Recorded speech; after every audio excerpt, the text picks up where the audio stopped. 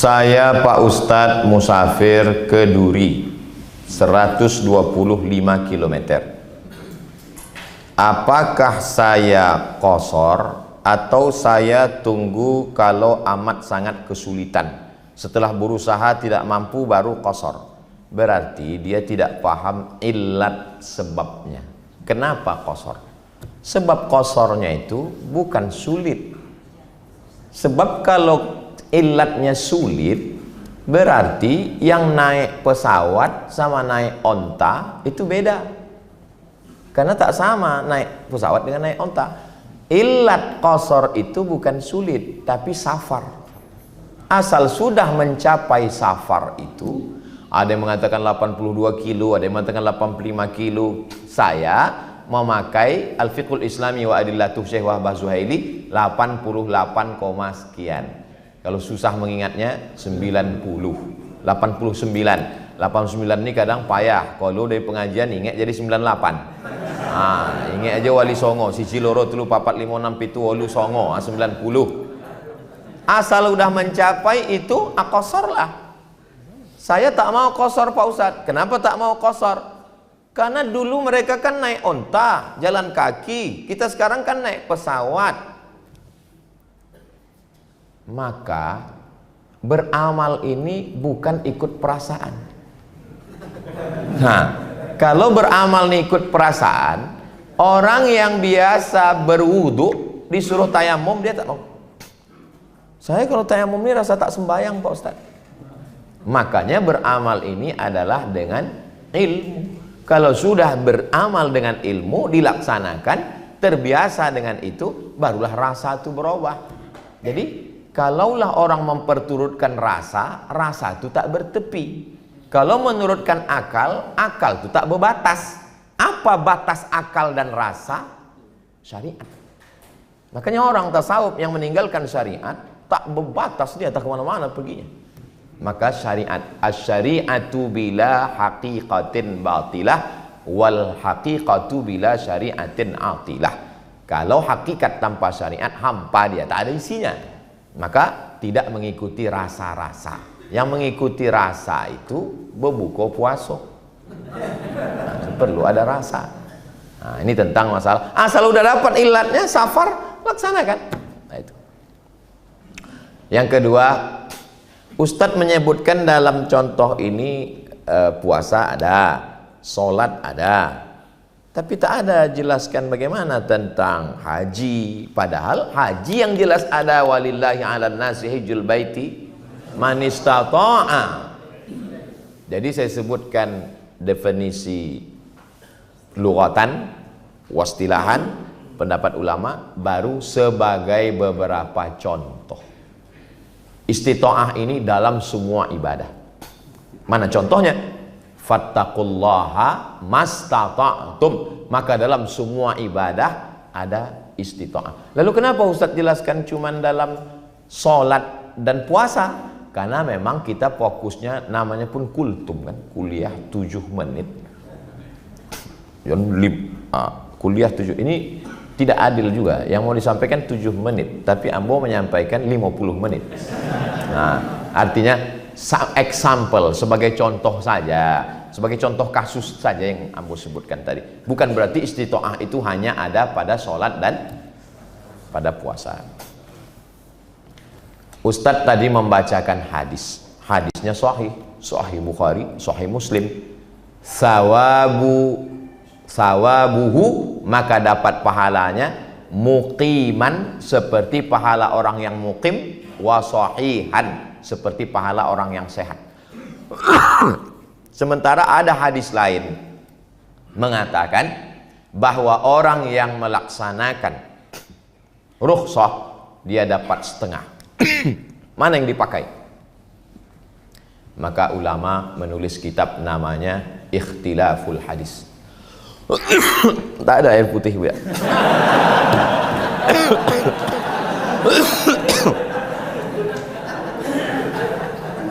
Kok kan masuk istita'ah.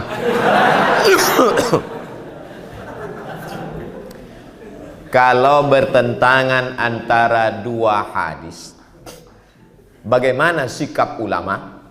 Yang pertama al-jam'u, mengkombinasikan. Karena al-aslu fil nassi al-amalu bihi. Al-aslu fil asya' al-ibahah. Hukum asal sesuatu halal. Tapi hukum asal nas tidak boleh langsung ikut nasikh nih. Ini mansuh, tak boleh. Mesti dikombinasikan dulu. Al-jam'u bainahuma. Kalau tidak sanggup al-jam'u, berarti takhsisul am, mengkhususkan yang am. Mungkin hadis ini umum, lalu datang hadis ini mengkhususkannya. Yang ketiga, kalau tahu mana yang duluan mana belakangan, barulah disebut dia nasikh mansukh. Apakah hadis yang mengatakan sama pahalanya dengan mengatakan setengah pahalanya nasikh mansukh? Tidak. Lalu dalam hal ini at-tarjih, dipakai yang kuat. Bagaimana kalau ada dua dalil? Mana yang dipakai? Yang paling kuat, yang paling masyhur. Quran paling kuat. Kalau bertentangan antara hadis dengan ayat, pakai ayat. Contoh, innal mayyita yu'adzabu bibukai ahlihi. Mayat disiksa karena keluarganya menangis. Ada bapak-bapak meninggal, menangis bininya. Kata bini, datang ustadz. Bu, jangan nangis. Ibu menangis, diazab nih bapak. Ini pasti bukan Ustadz MD. Apa? Nan menangis siapa? Ibu kok. Kenapa lo bapak kau yang diazab? Sudahlah waktu hidupnya untuk azab di ibu kok. Mohon maaf ibu, bukan ibu. Kinilah matinya menangis ibu kau menangisnya je kau naik lagi. Ya?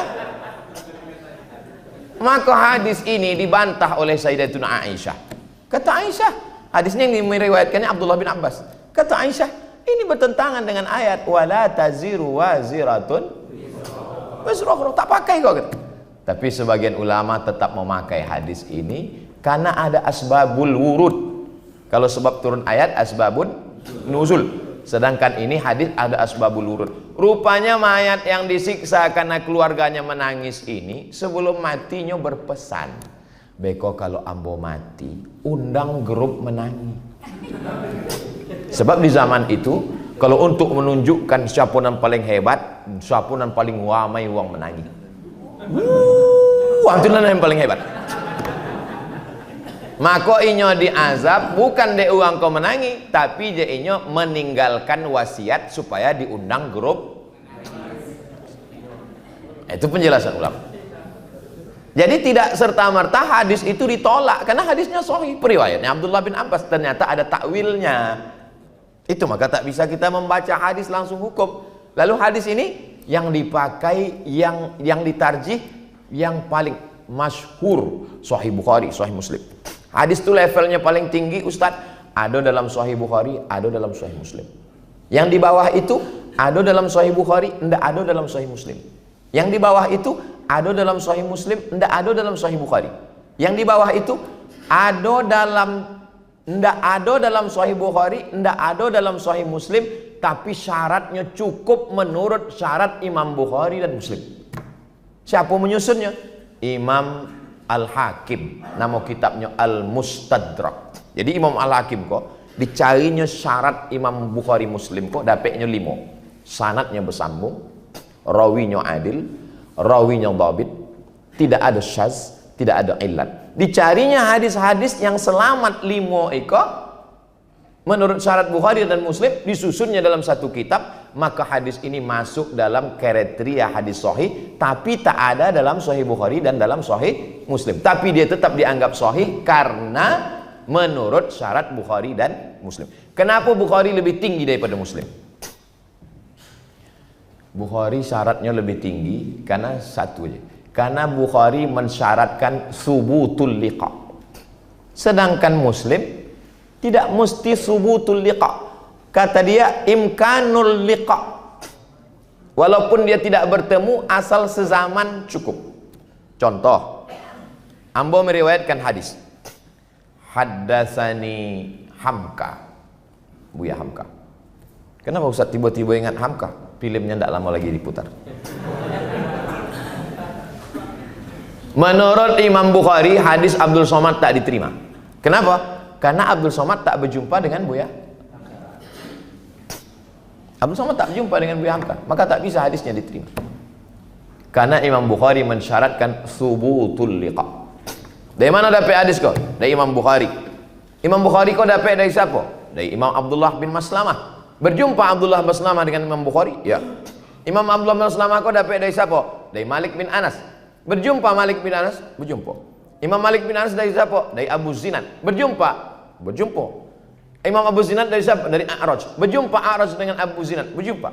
A'raj dari siapa? Dari Abu Hurairah. Abu Hurairah berjumpa dengan Nabi? Berjumpa dengan Nabi.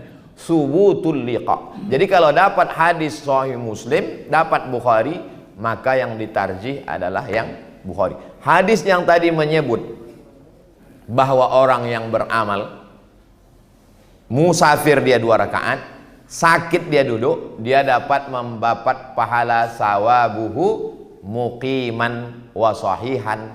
Hadisnya masyhur, hadisnya dalam Sahih Bukhari, hadisnya dalam Muslim, maka dipakailah riwayat ini. Tapi tetap dilihat, jangan sampai beramal singkat hanya karena adna masyaqqah. Adna masyaqqah. Sakit-sakit seketek, tak bisa. Wallahu a'lam bishawab.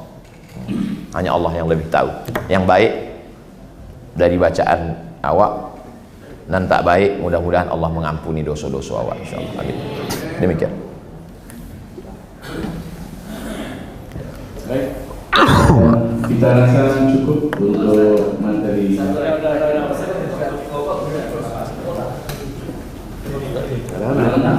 Hah?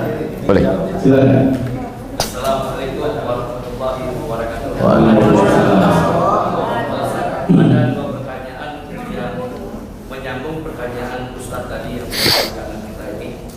Pertama tentang pertanyaan beliau jamak dan qashar. Nah, apakah jamak dan qashar itu kalau kita berpergian dari satu tempat ke tempat yang lain yang jaraknya itu 100 km, kemudian apakah ada syarat kita menjamak dan mengqashar itu bila mana kita nginap di tempat itu, Pak Ustaz? Yang pertama, karena ada juga Ustadz yang menyampaikan itu harus nginap. Nah, biasanya dia menyampaikan kalau kita jalan-jalan di kota saja 100 kilo, itu sama juga kita jalan dari sini ke Payakumbuh, kemudian balik lagi, tidak nginap di sana. Nah, orang yang jalan dari sini ke Payakumbuh tidak nginap itu boleh nggak jamak qashar?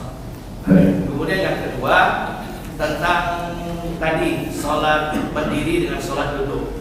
Nah, apakah benar ada ulama atau ustadz yang mengatakan kalau kita sakit lalu kita sholat duduk pahalanya itu sempurna, sedangkan hadis yang sholat duduk tadi itu setengah daripada sholat duduk.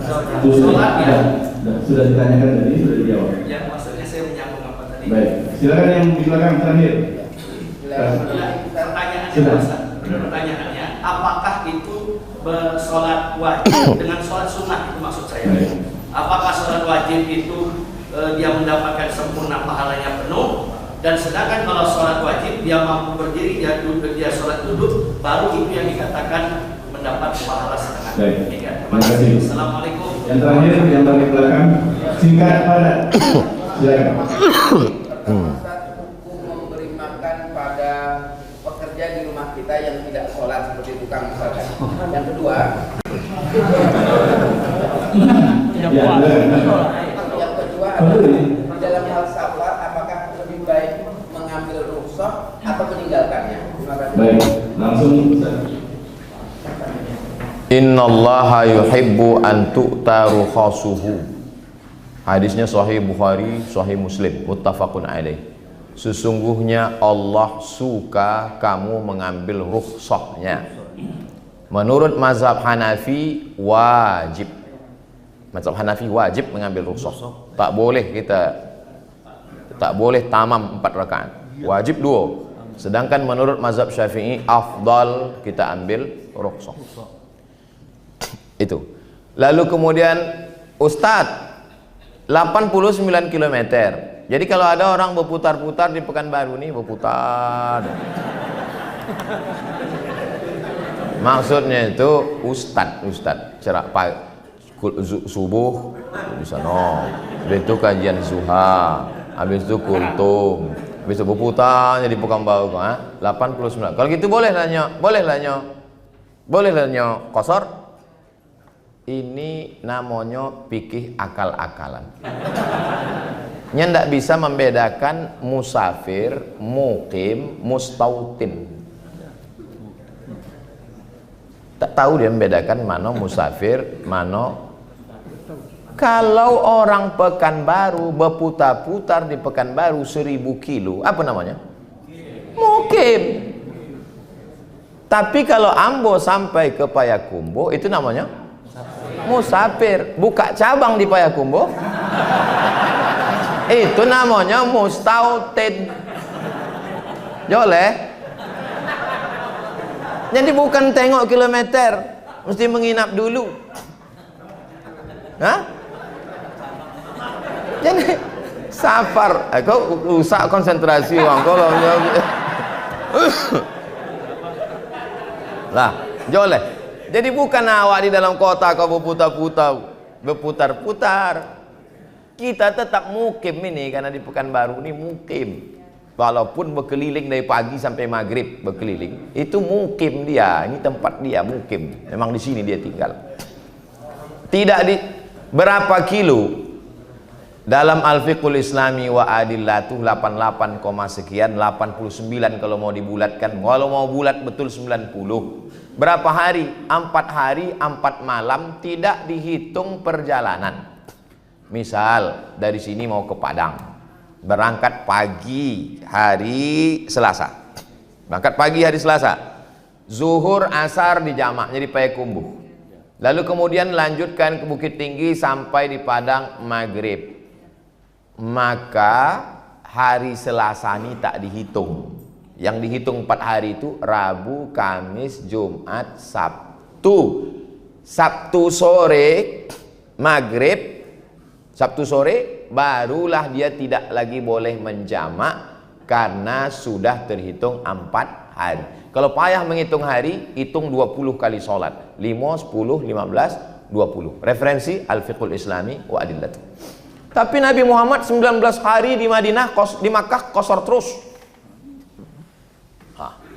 Nabi waktu peristiwa Fathu Makkah, pembebasan kota Makkah tahun ke-8, panglima perangnya namanya lupa pula, Sa'ad bin Ubadah. Lalu kemudian ketika sampai di kota Makkah 19 hari Nabi kosor terus. Nabi jadi imam. 2 rakaat inyo salam. Assalamualaikum warahmatullah. Assalamualaikum warahmatullah. Lalu apa kata Nabi? Atimmu salatakum. Sempurnakanlah salat kalian. Jangan ikut salam sama ambo. Nabi 2 rakaat, makmumnya 4 rakaat. Kenapa Nabi 4 hari lewat dia tetap qasar? Karena tak tahu bila balik. Jadi kalau ada Ustadz MDI ditugaskan Ustadz Asrori untuk satu urusan ke Jakarta, menjumpai menteri, tiket open, belum tahu kapan menemui. Sebulan di sana qasar terus. Tiket tak tahu balik. Tanya, bila balik? Belum joleh lebih.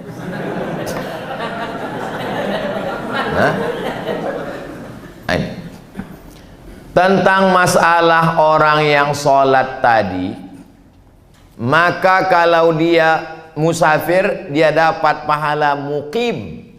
Itu Pak Ustadz sholat wajib apa sholat sunat? Mana ada orang sholat sunat musafir?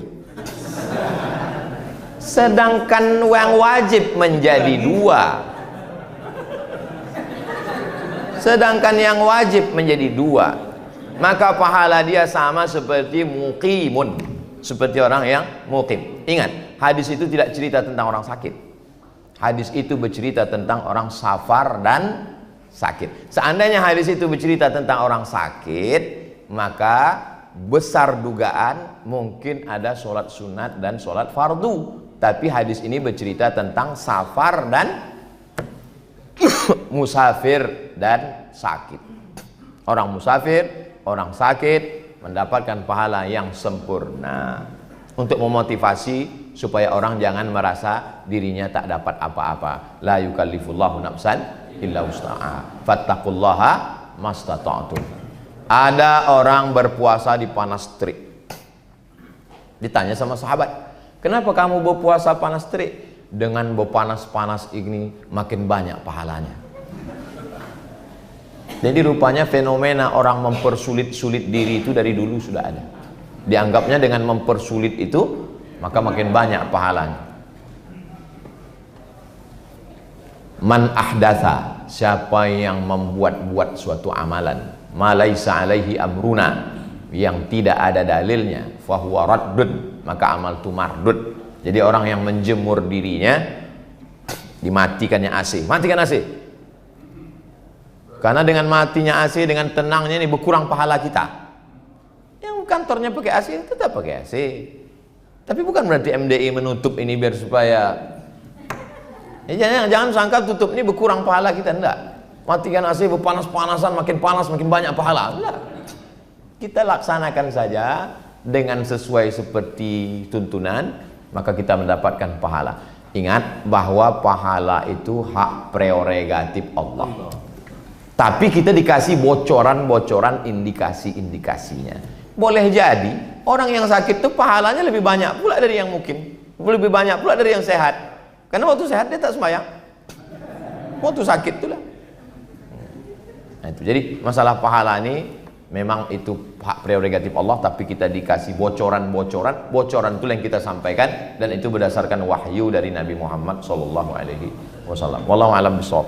Tadi soal tukang yang dikasih Ibu memasakkan nasi uduk untuk sarapan pagi suaminya yang sakit. Ada pula adiknya yang musafir. Ada pula satu tukangnya yang bekerja memukul dinding. Memasakkan untuk suami yang sakit tak berdosa, karena suami yang sakit termasuk dalam orang yang boleh berpuasa. Memasakkan untuk adik yang musafir tak berdosa, karena musafir pamangkana minkum maridan au ala safarin. Memasakkan untuk tukang tadi sebelum tukang itu lemas berdosa, karena tukang tadi wajib makan sahur dan berniat puasa. Tapi ketika sampai jam 1 tukang tu alhamdulillah datang, makanlah, makan. Sebelumnya lomeh, selagi masih kencang pang tak bolehnya boleh makan. Jelas? Nah, Wallahu a'lam.